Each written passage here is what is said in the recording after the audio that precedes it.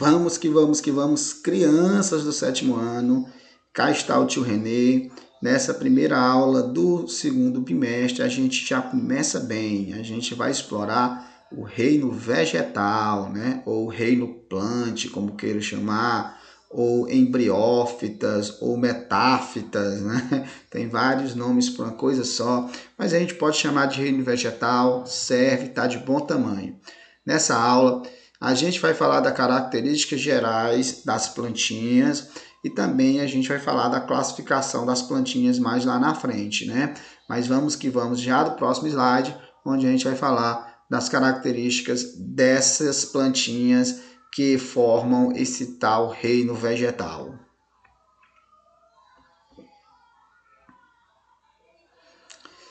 Vamos começar com as características, portanto, né? As características gerais do reino vegetal, entenda, né? Então, os vegetais são eucariontes, ou seja, os vegetais são formados por células que têm núcleo organizado e têm uma variedade de organelas membranosas. Isso é que é uma célula eucariótica, ok? Então, os vegetais são formados de células eucarióticas, ou seja, que tem núcleo organizado. Então, os vegetais são eucariontes, até porque todos os procariontes estão lá no reino Monera, né? Veja só, os vegetais também são pluricelulares, sem exceção. Não há de se falar de planta unicelular, né? Existem algumas algas unicelulares, sim, mas as plantas não. Todas as plantas são pluricelulares. Todas as plantas, elas são macróbios, né? Diferente dos micróbios, né? Macróbios são seres vivos que a gente pode chegar até eles sem precisar de microscópio, né? Veja só, então todas as plantas são pluricelulares, desculpe, e com tecidos, né? Não há de se falar de planta sem tecido. Todas as plantas têm tecido verdadeiro. Em outra ocasião, até falei para vocês que só existe tecido nas plantas e nos animais. Por isso que existe histologia apenas vegetal e animal, ou seja, existe apenas estudo dos tecidos vegetais e estudo dos tecidos animais, porque só esses dois têm tecidos, ok? E as plantas, todas as plantas têm tecidos, sem exceção, ok? E também todas as plantas são autotróficas, entenda, produz seu próprio alimento, não precisa comer. E ela produz seu próprio alimento utilizando como fonte de energia para produzir esse alimento a luz solar. Por isso que as plantas são ditas fotossintetizantes, né? As plantas são muito importantes porque elas são a base da cadeia alimentar no ambiente terrestre. Ou seja, aqui nos ecossistemas de terra firme, quem bota alimento nesses ecossistemas, quem bota alimento nessa comunidade, são as plantinhas. Olha a importância delas, ok? E elas botam alimento por via da fotossíntese, ok? Professor, e a célula vegetal? A célula vegetal é um pouco diferente da célula animal, ok? Apesar de ambos serem eucariontes, né?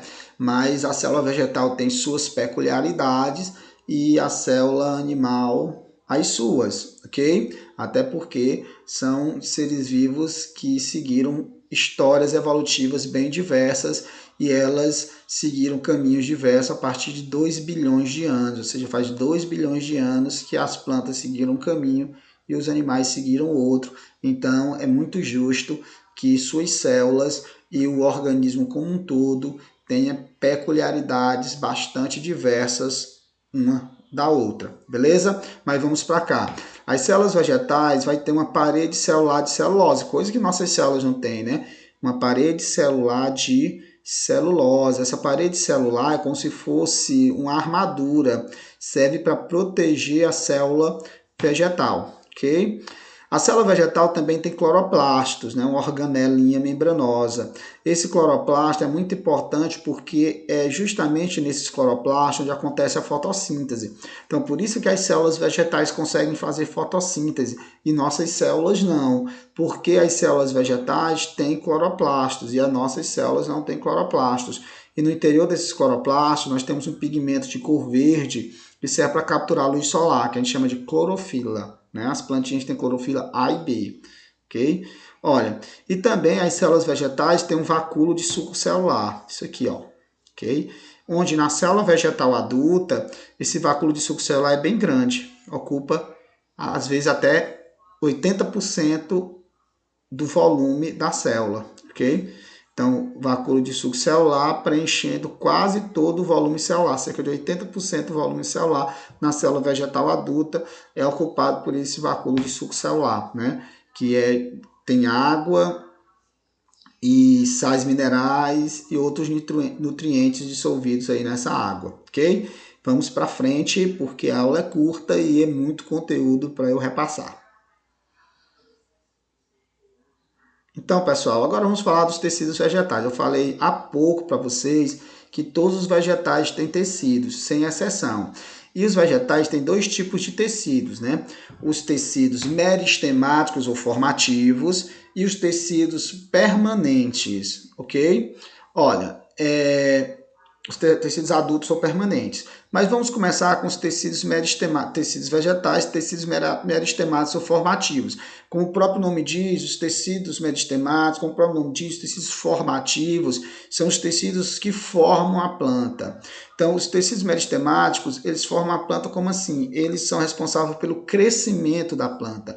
O crescimento é longitudinal, ou seja, o crescimento em altura para o caule e em profundidade para a raiz, olha a dicção ruim do professor, mas enfim, e também o crescimento em espessura. Por isso que nós temos dois tipos de tecido meristemático, o meristema primário e o meristema secundário.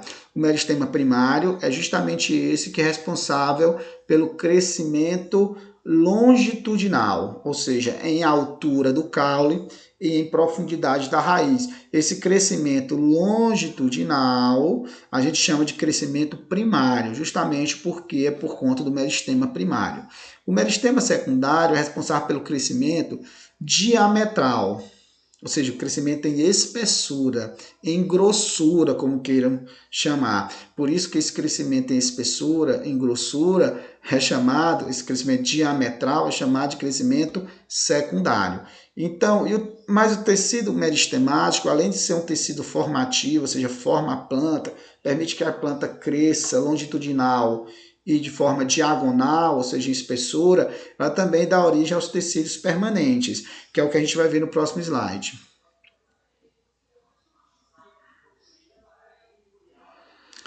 Então, os tecidos adultos ou permanentes. Os tecidos adultos ou permanentes, eles têm funções específicas na planta. Por isso que esses tecidos adultos ou permanentes, eles podem ser de revestimento, sustentação, transporte e preenchimento e assimilação. Professor, quais são os tecidos adultos de revestimento? É a epiderme e o suber. A epiderme ele é um tecido verdinho e ele é encontrado nas partes mais jovens do caule, né? As partes do caule que ainda é verde, né? E também a epiderme reveste as folhas, as flores e os frutos. O suber, ele reveste as partes mais antigas da planta, as partes mais antigas do caule, as partes mais antigas da raiz. O suber nada mais é do que aquele tecido que se destaca, né? A casca da árvore que se destaca. Lá no muro da casa de minha mãe tem um pé de tamarindo e eu destaco, quando era criança, arrancava muito aquelas partes, né? Aquela casca do pé de tamarindo. Aquela casca do pé de tamarindo nada mais é do que o suber. Okay? Então, as partes mais antigas do caule, as partes mais antigas da raiz. Né? Sustentação das plantas que têm crescimento secundário, lógico. Mas isso vocês vão ver com mais nuance, com mais riqueza de detalhes no ensino médio. Não se preocupem, viu? Olha, sustentação. Os tecidos vegetais de sustentação é o colênquima e o esclerênquima, né? A diferença do colênquima para o esclerênquima também é a diferença da epiderme para o suber, né? A epiderme é um tecido vivo, o suber é um tecido morto. O colênquima e o esclerênquima seguem a mesma lógica. O colênquima é um tecido vivo e o esclerênquima é um tecido morto. O colênquima é mais abundante nas partes mais jovens da planta, inclusive aquelas nervuras da folha, né? Ali é colênquima, ok? E também a hastezinha que sustenta a folha, a hastezinha que sustenta a flor, né? Ali também é tudo o colênquima que está ali com a função estrutural de sustentação, ok? O esclerênquima, o exemplo mais fácil de esclerênquima que eu tenho para vocês é quando, por exemplo, vocês abrem o coco e não tem uma parte ali do coco, né? A gente chama, o coco ele é um fruto, né? Então a gente tem o pericarpo, né? Tem uma parte do pericarpo, né? Tem uma parte do fruto que são aquelas fibras do coco, aquele é esclerênquima, aquele é esclerênquima. A vassoura também. Sumi. A vassoura também, aquelas estruturas ali da vassoura, né, de palha ali também é esclerênquima, né? Então, transporte a gente tem o xilema e o floema. Diferença: o xilema é tecido morto, o floema é tecido vivo, né? Tem essa diferença também. Mas funcionalmente, o xilema também a gente chama de vasos lenhosos, né? E ela leva a seiva bruta ou seiva inorgânica, água e sais minerais que são retirados do solo através da raiz. E essa seiva bruta sai da raiz e vai até as folhas através dos vasos xilemáticos. E os vasos floemáticos, né, ou vasos liberianos, eles fazem justamente o contrário. Esses sais minerais, essa água, ao sofrer fotossíntese, se transforma em matéria orgânica. E essa matéria orgânica sai das folhas para todas as partes da planta. E quem faz isso são os vasos floemáticos, ok? Por último, nós temos os tecidos de preenchimento e assimilação, né? Que são os tecidos, por exemplo, parenquimáticos, que a gente chama parenquimáticos, né? Aí eles vão armazenar, além de eles preencher, eles armazenam coisas, né? Como a gente tem o parênquima amilífero, que armazena amido, por exemplo, na batata inglesa, né? Que é um caule subterrâneo, né? Ou a batata doce, que é uma raiz subterrânea. Ali tem muito amido, porque aquele tecido de preenchimento é um parênquima amilífero, onde armazena amido. Tem outros parênquimas que preenche, mas também, além de preencher, armazena água, como nos cactos, por exemplo, enfim. Mas vamos que vamos, último slide.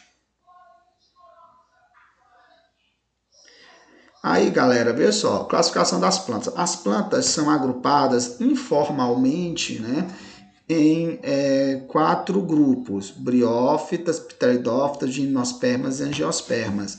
As briófitas reúnem todas as plantas avasculares do planeta, ou todas as plantas atraqueófitas. O que é isso? Plantas que não têm vasos condutores de seiva bruta nem de seiva elaborada, ou seja, não tem xilema nem floema. Então, todas as plantas avasculares do planeta, atraqueófitas, que não tem vasos condutores de seiva bruta e seiva elaborada, entenda, elas são chamadas de briófitas, né?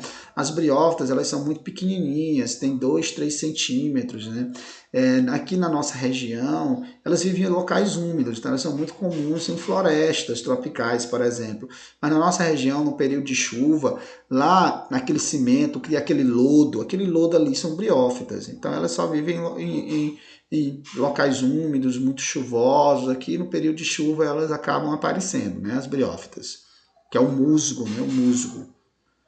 Olha, as pteridófitas são as plantas vasculares, ou seja, que tem xilema e tem floema, mas não tem sementes, ok? As pteridófitas, a mais conhecida de todas, sem sombra de dúvida, é a samambaia, ok? Mas existem muitas outras pteridófitas, mas na nossa região só existe 4 filos aí de pteridófitas, mas sem sombra de dúvida, a mais conhecida na nossa região é a samambaia. Então, pensou em samambaia, pensou em plantas que tem raiz, caule e folhas, mas não tem semente, muito menos fruto, muito menos flor, ok? E, portanto, como elas têm vasos condutores de seiva bruta e seiva elaborada, mas não tem semente, elas são agrupadas como pteridófitas. Gimnospermas são as plantas que são vasculares, que são traqueófitas, e tem sementes, mas nem tem fruto e nem tem flor. Por isso que o nome gimnosperma, gimno significa nua, esperma, semente. Então, gimnospermas são plantas que têm sementes nuas. Tem sementes nuas, ou seja, sementes expostas, justamente porque elas não têm fruto. Quem são elas? Os pinheiros, né? As pinheiros que são as coníferas. Nós temos também 4 filos de gimnospermas, mas sem sombra de dúvida o filo mais conhecido é o filo das coníferas, dos pinheiros, né? Aí nós temos os pinheiros, que é a árvore de Natal, mas nós temos um pinheiro também nativo do Brasil, né? Lá da região sul do Brasil, que é o pinheiro do Paraná, né? Que é o Araucaria angustifolia, o nome científico, que forma a floresta de araucárias, né? Veja só, ali Paraná, Santa Catarina e Rio Grande do Sul, ali forma a floresta de araucárias, onde tem o pinheiro do Paraná, o pinheiro nativo do Brasil. Então essas plantas, elas têm sementes, mas têm sementes nuas, porque elas não têm fruto para recobrir essa semente. E as angiospermas são as plantas completas, porque elas são vasculares, elas têm sementes, mas elas têm flor e têm fruto. Então, mais de 80% de todas as plantas do planeta, né, são angiospermas. Então, eu costumo dizer, se você saiu de sua casa e percorreu aí a rua e você não se deparou com musgo, e provavelmente no período seco você não vai se deparar com musgo, né, com lodo lá no cimento da calçada, se você não se deparou com a samambaia, e você nem se deparou com um pinheiro, você só se deparou com angiospermas, né?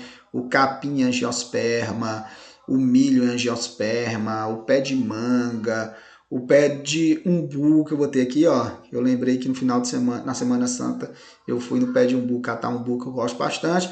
Então, o pé de umbu, né? O pé de siriguela, enfim, todas essas árvores que a gente é acostumado a conviver, a imensa maioria delas é angiospermas. Lógico que nem sempre foi assim, na era mesozoica, que é a era dos dinossauros, né, Triássico, Jurássico e Cretáceo, ali naquela ocasião, quem dominava o planeta era as gimnospermas, né?